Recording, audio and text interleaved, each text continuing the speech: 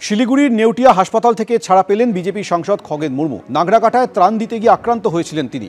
উত্তরবঙ্গে প্রবল দুর্যোগের পর 6 অক্টোবর সেখানে ত্রাণ বিলিতে গিয়েছিলেন খগেন মুর্মু সহ বিজেপি প্রতিনিধিরা।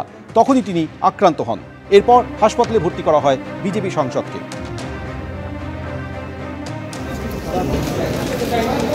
একটু সাইড দেন দাদা, একটু সাইড দেন। আপনারা শুনছিলেন গঙ্গারামপুরে বিজেপির সংকল্প সভা থেকে বিরোধী দলনেতা শুভেন্দু অধিকারী ঠিক কি বললেন। তিনি বলেন যে এই সরকারকে উপড়ে ফেলতে হবে, না হলে মানুষ ভালো থাকবে না। পাশাপাশি তিনি আরো বলেন তৃণমূল সরকার থাকলে মানুষ এই রাজ্যে চাকরি পাবে না, তাই এই সরকারের বদল আনার প্রয়োজন রয়েছে। গঙ্গারামপুরে বিজেপির বিজয় সংকল্প সভা এবং সেখানে এমনই বক্তব্য রাখেন বিরোধী দলনেতা শুভেন্দু অধিকারী। তিনি বলেন দক্ষিণ দিনাজপুরের মানুষ জানেন কিভাবে 6-0 করতে হবে। এই সরকারকে উপড়ে ফেলতে হবে, না হলে পশ্চিমবঙ্গ থাকবে না। আমরা মুসলিম ভোট পাই না, আমি বলিনি চাই না। নরেন্দ্র মোদী আপনাদের সব দিয়েছে, আজ তাদের সামনে রেখে রাজনীতি চলছে। এরা ভারতীয় মুসলমান নন, এরা অনুপ্রবেশকারী রোহিঙ্গা। বিএসএফ কে জমি দেয়নি রাজ্য সরকার। আজ বাংলাদেশেও হিন্দুরা ভালো নেই বললেন বিরোধী দলনেতা শুভেন্দু অধিকারী। বাংলাদেশের মতো পশ্চিমবঙ্গে হিন্দুদের সংখ্যা কমেছে। 2027-এ জনগণনা শুরু হবে, হিন্দুরা 65% নেমে যাবে। দক্ষিণ দিনাজপুরের গঙ্গারামপুরের সভা থেকে বললেন বিরোধী দলনেতা শুভেন্দু অধিকারী। পাশাপাশি তিনি আরো বলেন যে রাজ্যে কোনো চাকরি নেই, পিএসসি নেই, এসএসসি নেই। গত 1 বছরে 8000-এর বেশি স্কুল বন্ধ করেছে তৃণমূল সরকার। এ রাজ্যে তৃণমূল থাকলে চাকরি হবে না বললেন বিরোধী দলনেতা শুভেন্দু অধিকারী।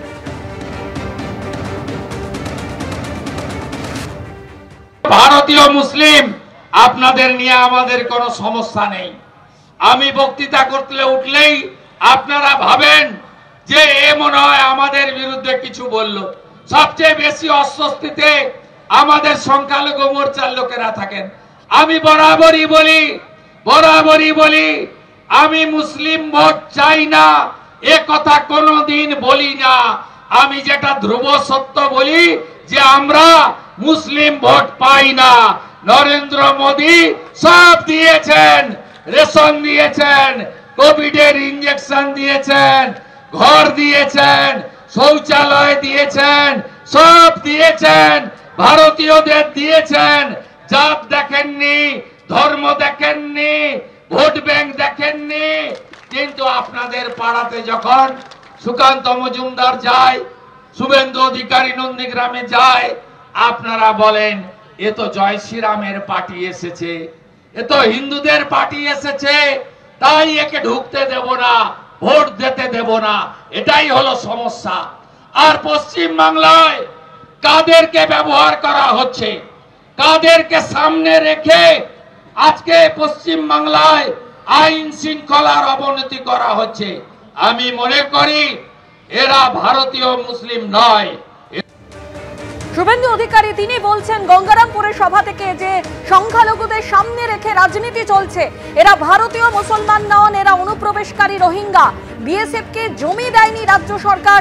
আজ বাংলাদেশেও হিন্দুরা ভালো নেই। বাংলাদেশের মতো পশ্চিমবঙ্গে হিন্দুদের সংখ্যা কমেছে। এবং তিনি আরো বলেন যে এ রাজ্যে সংখ্যালঘুদের সামনে রেখে রাজনীতি চলছে। পাশাপাশি তিনি আরো বলেন আমরা মুসলিম ভোট পাই না, কিন্তু তিনি একথাও বলেন যে আমি বলিনি তা চাই না। নরেন্দ্র মোদী আপনাদের সব দিয়েছে।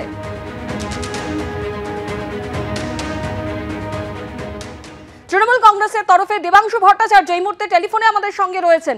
দেবাংশু, গঙ্গারামপুরের সভা থেকে বিরোধী দলনেতা শুভেন্দু অধিকারী অভিযোগ করছেন যে সংখ্যালঘুদের সামনে রেখে রাজ্যে রাজনীতি চলছে। এরা ভারতীয় মুসলমান নন, এরা অনুপ্রবেশকারী রোহিঙ্গা। দেখুন, এটা তো বিজেপির স্বভাব, আমি যার ভোট পাই না তাকে গালাগাল করব। এরা শুধুমাত্র মুসলিমদের ভোট পায় না বলে মুসলিমদের গালাগালি করে তা নয়, বাঙালিদের ভোট পায়নি বলে হিন্দু মুসলমান নির্বিশেষে পশ্চিমবঙ্গের বাইরে বাঙালিদের পেটাতে শুরু করেছে। এরা যার ভোট পাবে না, কালকে যদি গুজরাটের হিন্দুরা এদেরকে ভোট দেওয়া না শুরু করে, তাহলে এরা গুজরাটের হিন্দুদেরও গালাগাল দেওয়া শুরু করবে। এদের কাছে একমাত্র এরাই সব জানে এরাই হিন্দু, এরাই একমাত্র সব বোঝে, বাকি আর কেউ নয়। আসলে মুশকিলের জায়গাটা হচ্ছে, আরেকটা কথা উনি বলেছেন দেখলাম, যে পশ্চিমবঙ্গের সরকার জমি দিচ্ছে না বলে বর্ডার তৈরি করা যাচ্ছে। এটা সম্পূর্ণ মিথ্যে কথা। আসামের হেমন্ত বিশ্ব শর্মা সরকারও জমি দিতে পারেনি কেন্দ্রীয় সরকারকে। তার কারণটা হচ্ছে কেন্দ্রীয় সরকার যে রেড ক্লিফ লাইন অনুযায়ী ম্যাপিং এর কথা বলছে, সেই ম্যাপিং অনুযায়ী ভারতের বহু জমি বাংলাদেশে চলে যাবে বর্ডার তৈরি হলে। তো রাজ্য সরকার এই সাজেশন দিয়েছে, হয় সেই জমিগুলোকে আমাদের দিকে আনুন, অথবা রিলোকেটিং করুন, ম্যাপটা অন্যরকম ভাবে করুন, তারপরে আমরা জমি হ্যান্ড ওভার করবো। এটা আসামও বলেছে, বাংলাও বলেছে, ফলে এটা সম্পূর্ণ মিথ্যাচার। আর তৃতীয় কথা হচ্ছে, জনগণনার কথা বলছে, হিন্দু মুসলমান এই সমস্ত গল্প বলছে। আমার কাছে জনগণনা হয়নি কেন? কে না বলেছে? কে বাধা দিয়েছিল? আর জনগণনা করুন না, কেউ তো না বলেনি। কিন্তু মুশকিলের জায়গাটা হচ্ছে যে আপনারা মুসলমানদের অনুপ্রবেশকারী বলবেন, কদিন আগে বলেছিলেন 1.5 কোটি রোহিঙ্গা বাংলায় রয়েছে, অথচ তথ্য বলছে গোটা পৃথিবীতে রোহিঙ্গা রয়েছে 17 লক্ষ।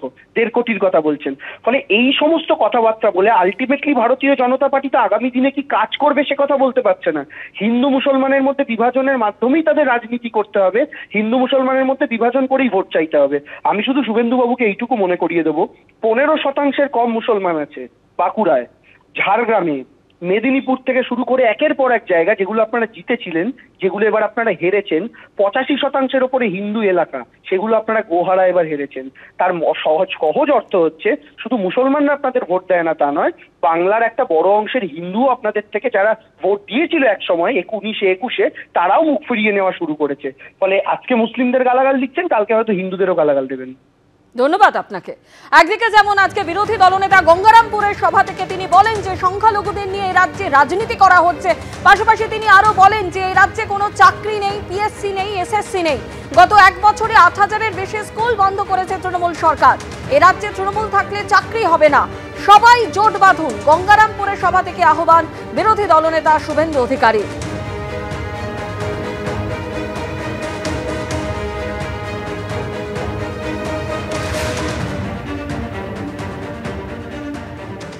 শুভেন্দু অধিকারী একদিকে যখন বলছে যে এই রাজ্যে সংখ্যালঘুদের নিয়ে রাজনীতি করা হচ্ছে, অন্যদিকে আজকের এই গঙ্গারামপুরের সভা থেকেই এই সংখ্যালঘুদের প্রসঙ্গে বিরোধী দলনেতার পাশাপাশি সুকান্ত মজুমদার তিনি কি বলছেন শোনাবো।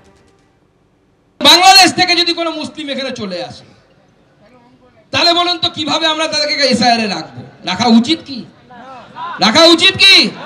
তাদের নাম আমরা রাখবো না, কিন্তু যারা ভারতীয় মুসলমান তারা ভারতবর্ষে ছিলেন, আছেন, আগামী দিনেও থাকবেন। এটা নরেন্দ্র মোদীর গ্যারান্টি, ভারতীয় জনতা পার্টির গ্যারান্টি। আমরা প্রকৃত ধর্মনিরপেক্ষ, ওরা ছদ্ম ধর্মনিরপেক্ষ। ওরা হিন্দু মুসলিমের মধ্যে লড়াই বাঁধাতে চায়, আমরা লড়াই বাঁধাতে চাই না। আমরা নরেন্দ্র মোদীর মন্ত্র, সবার সাথ, সবার বিকাশ, সবার বিশ্বাস, এই এবং সবার প্রয়াসের মন্ত্র নিয়ে এগিয়ে যায়। তাই এসআইআর নিয়ে ভয় পাবেন না। 2002-এ আপনার নাম আছে, আপনার নাম এমনি এবার উঠে যাবে। আপনার নাম নেই, আপনার বাবা মার নাম আছে, আপনার নাম এমনি উঠে যাবে। কিন্তু যাদের 2002-এ নাম নেই, বাবা মারও নাম নেই, তারা 2 ক্যাটাগরিতে পড়তে পারেন। হয় হিন্দু হতে পারেন, নয় মুসলমান হতে পারেন। মুসলমান হলে বাংলাদেশ থেকে এসেছেন, হিন্দু হলেও অনেকে বাংলাদেশ থেকে উদ্বাস্তু আসতে পারে। সেই উদ্বাস্তুদেরকে আমরা সিএ এর ব্যবস্থা করেছি। নরেন্দ্র মোদী তাদেরকে অধিকার দিয়েছে যে তারা এই ভারতবর্ষেই থাকবে, ভারতবর্ষের নাগরিক হবে, ভারতবর্ষে ভোট দেবে। এবারের লড়াই আমাদের আর পারের লড়াই। এবং শুভেন্দু দা, আমি, আমাদের রাজ্য সভাপতি সবাই মিলে, সকল নেতৃত্ব মিলে একসাথে প্রতিজ্ঞা করেছি যে এইবার মমতা বন্দ্যোপাধ্যায়ের এই চোর সরকারকে আমরা উৎখাত করে তবেই ফেলবো, তবেই শান্তি হবে আমাদের, নচেত আমাদের শান্তি নেই। এখন তৃণমূল কংগ্রেস এসআইআর নিয়ে ভয় দেখাচ্ছে, আপনাদেরকে ভয় দেখাবে। ভয় পাবেন না। আমি বহুবার বলেছি, আবার বলছি, এসআইআর নিয়ে ভয় পাওয়ার কিচ্ছু নেই। তৃণমূল কংগ্রেস হিন্দু মুসলমানদের মধ্যে ভাগ করার কথা বলবে, বলে মুসলমানদের নাম বাদ দিয়ে দেবে। আমাদের বেশ কিছু সংখ্যালঘু ভাই, সংখ্যালঘু কর্মী এখানে এসছেন, তাদের আপনি আশ্বস্ত করছি, তারা ভারতীয় নাগরিক। যারা ভারতীয় নাগরিক, সে হিন্দু হোক আর মুসলমান হোক, তার নাম ভোটার লিস্ট থেকে বাদ যাবে না, সে গ্যারান্টি ভারতীয় জনতা পার্টি দিচ্ছে।